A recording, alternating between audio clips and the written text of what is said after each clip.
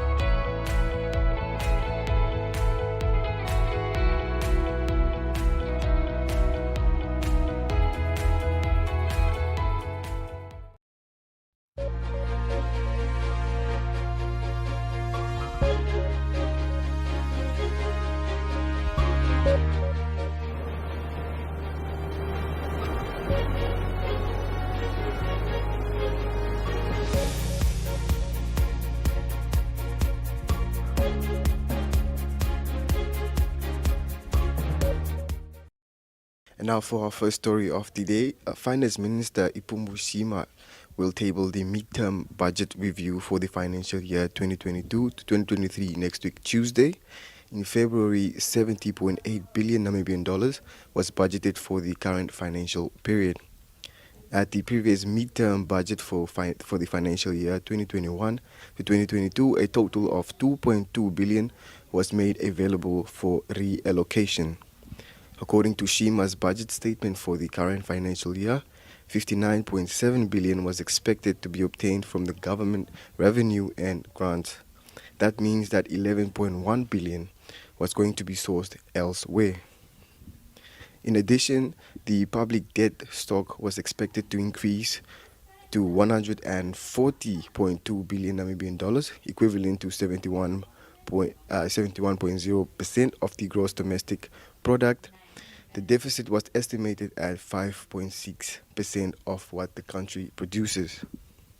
Interest payments were projected to increase to 9.2 billion Namibian dollars in the current financial year. The International Monetary Fund recently urged the government that implementing a fiscal consolidation strategy is crucial to preserve debt sustainability. That includes the wage bill, advancing the reform of state-owned enterprises, and strengthening tax administration is key. Civil servants recently received a salary increment of 3%. And now for our second story of the day, the occupancy statistics at the accommodation establishments for the third quarter of this year averaged at 53.5%. This is 2.5 times better than last year's 20%.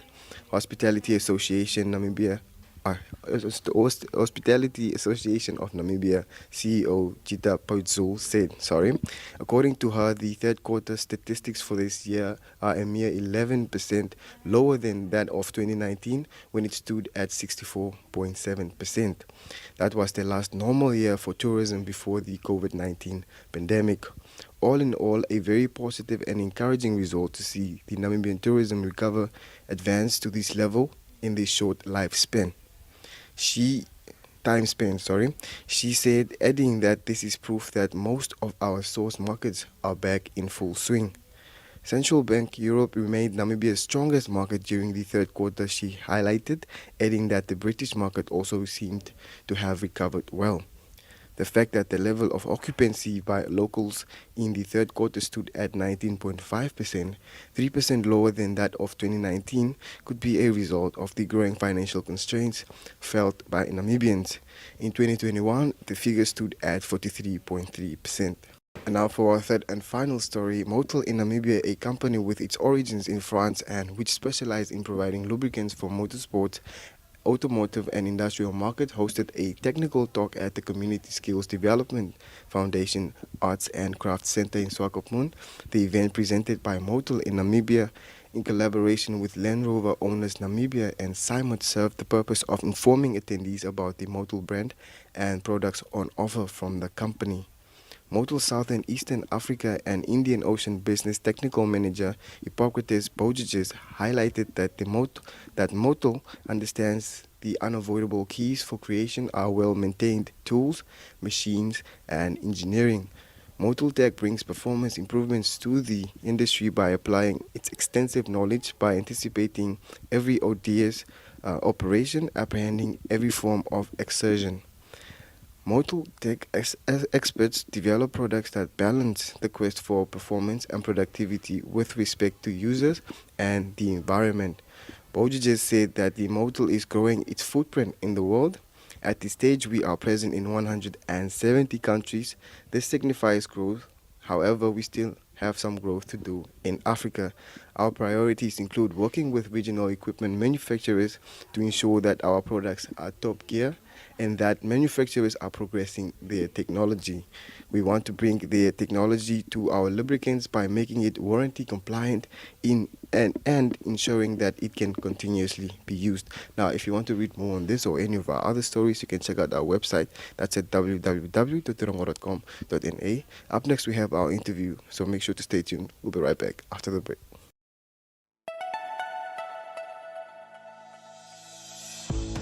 Erongo Talk brings you community news in the Erongo region. Erongo Talk aims to reach coastal residents, keeping them updated on what's happening in their community.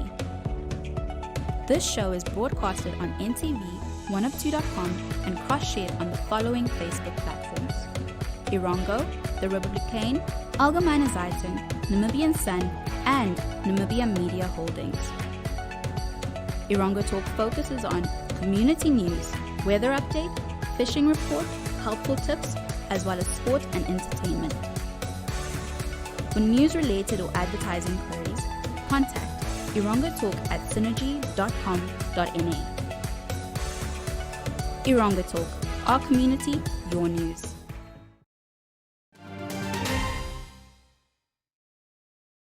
Okay, saam met my hier vandag het ons vir George Fransman, die managing director van Wesco.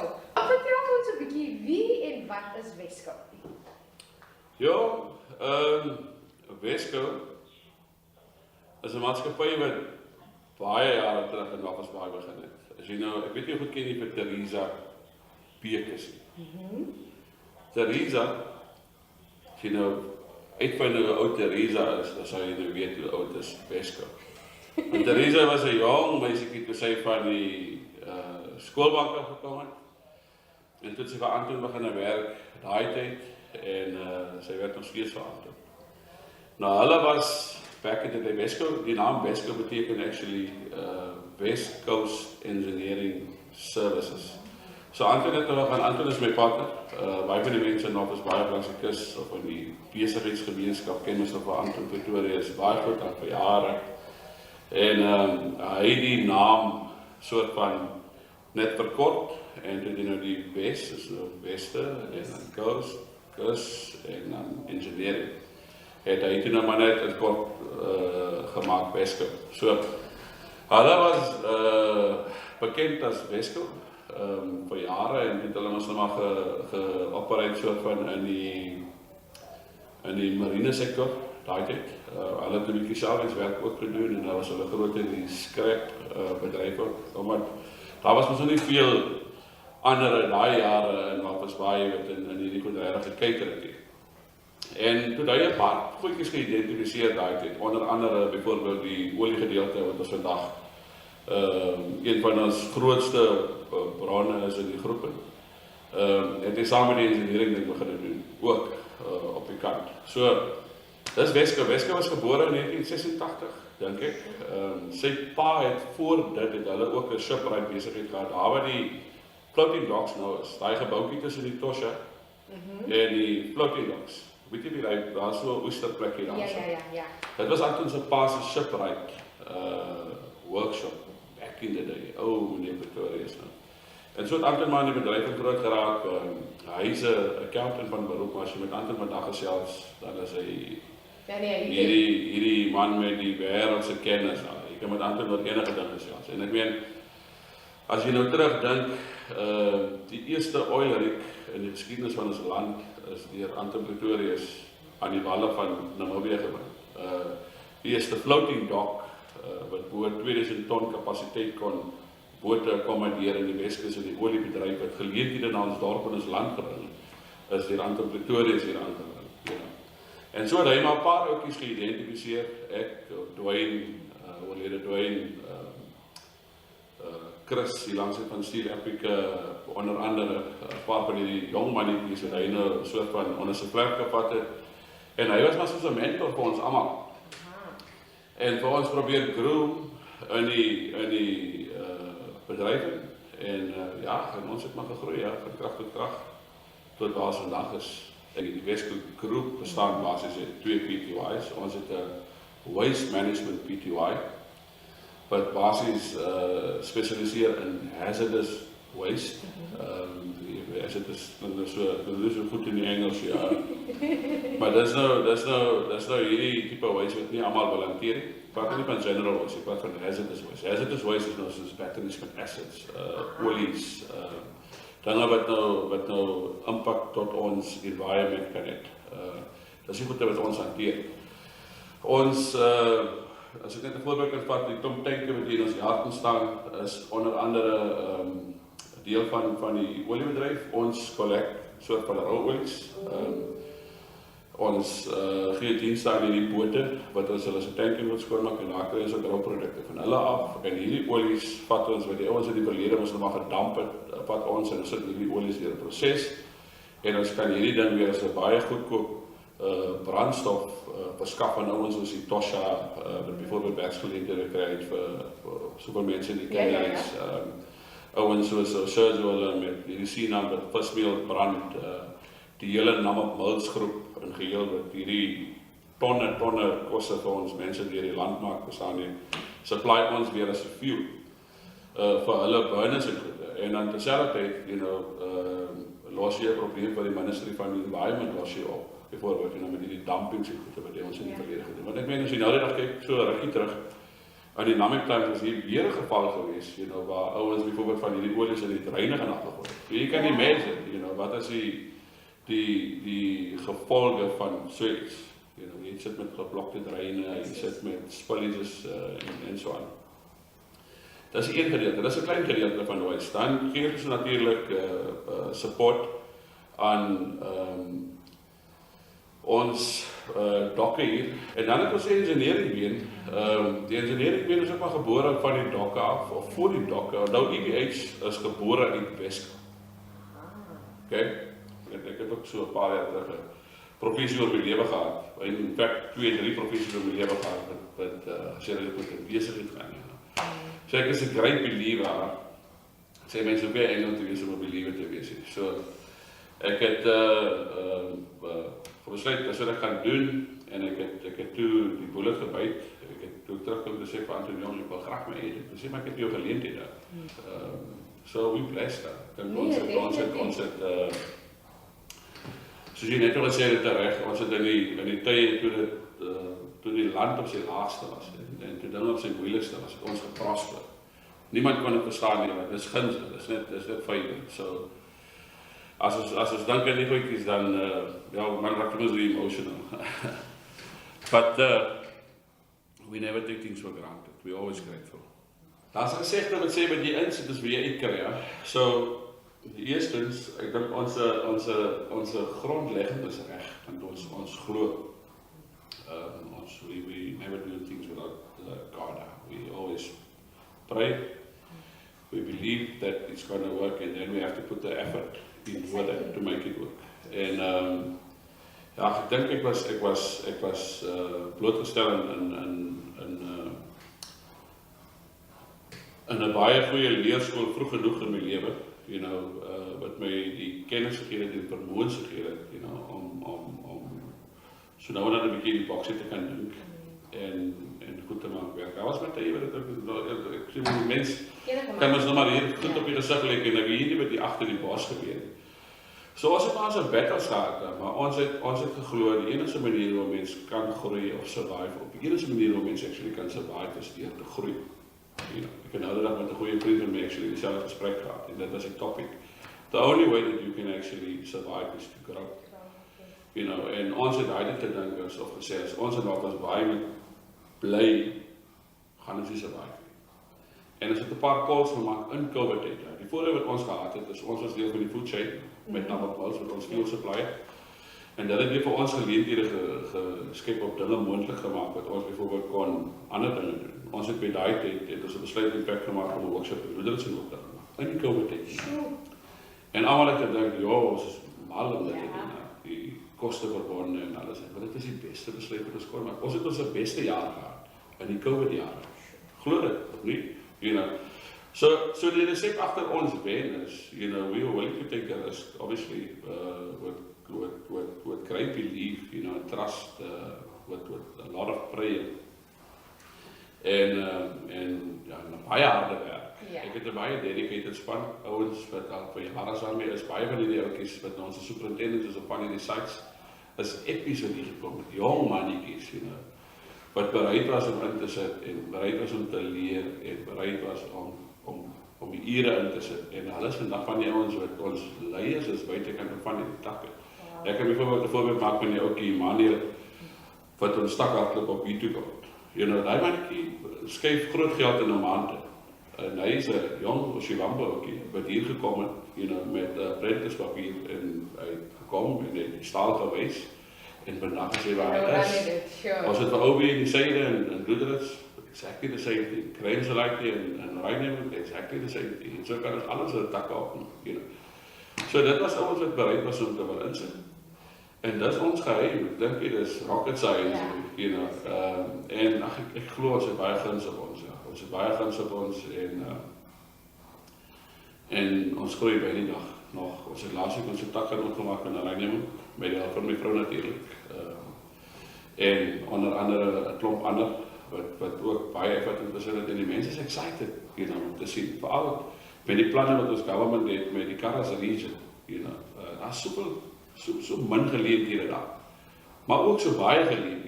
Maar ons is nie bereid om 'n risiko te vat nie, saam met dit. So ons we were willing to take the risk. En ek het nou net van 'n meeting, 'n groot meeting gekom met great possibilities wat daar weer op die rise het. Wat kan vinniger afskop as wat ons gedag het. So that's our story. And our recipe. So Jy is ook baie groot in die gemeenskap, jy gee baie terug. Is dit iets wat na in jou hart is? Ja, nou dis wat ek vroeër gesê het. Ek is gebore hier in Walvis Bay. Ek is 'n daai daar waar dit nou op Beckse straat. Kleinstraat 392 is waar ek groot geraak het. In die Tsatsies. Ek het baie laat in my lewe dat ek iemand gekry wat iets in my gesien het en vir my daai geleentheid en platform gegee het om te kon iewers kom in die lewe. En as ons dit vandag kan doen, in iemand se lewe, is dit graag doen. Dis 'n ding.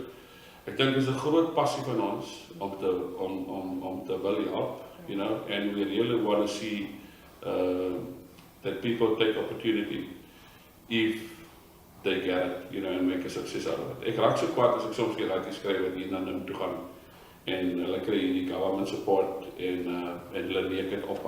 Dis 'n ding wat my nog baie grief.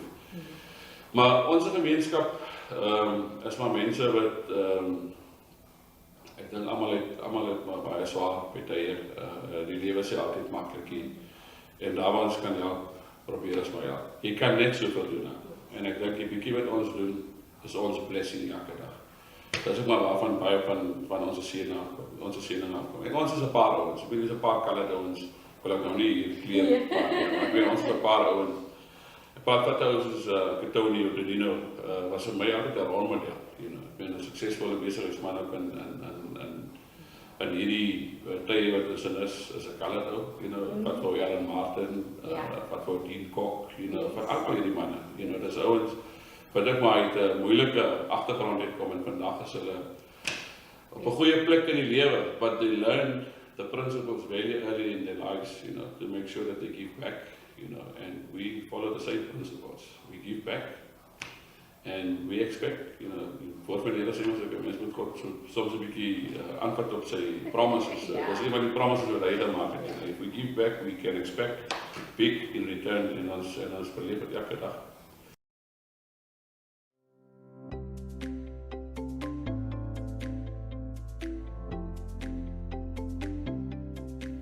Market Watch is a daily publication covering the most important market-related topics. You'll find the economic indicators and company news in brief on a daily basis.